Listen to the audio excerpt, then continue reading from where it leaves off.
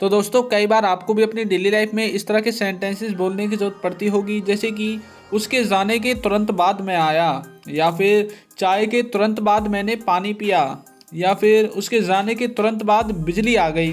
तो इस तरह के सेंटेंसेस को जिसमें हम बोलते हैं कि तुरंत बाद कोई कार्य हो गया, उसको हम इंग्लिश में कैसे बोलेंगे चलिए देखते हैं। उससे पहले फ्रेंड्स, यदि अभी तक आपने हमारी एडवांस इंग्लिश की बुक को परचेज नहीं किया है तो डिस्क्रिप्शन में लिंक है, कर लीजिए।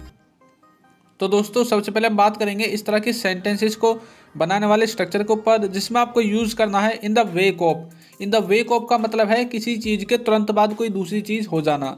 अब देखिए, आपको सबसे पहले आपका जो फर्स्ट जो सेंटेंस है वो आपके सब्जेक्ट और वर्ब के साथ लिखना है।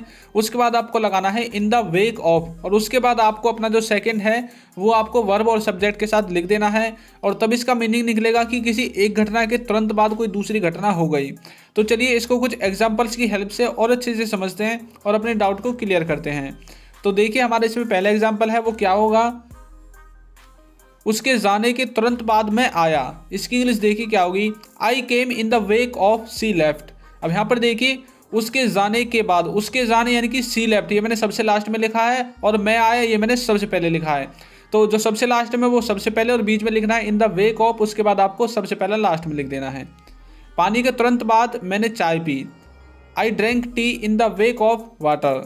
गांव में अकाल के तुरंत बाद हैजा फैल गया, cholera broke out in the village in the wake of famine. तो इस तरह से आप भी अपने सेंटेंसेस को बना सकते हैं। अब आपकी प्रैक्टिस के लिए है, होली के तुरंत बाद दिवाली आ गई। तो इसको आपको कमेंट बॉक्स में बताना है। थैंक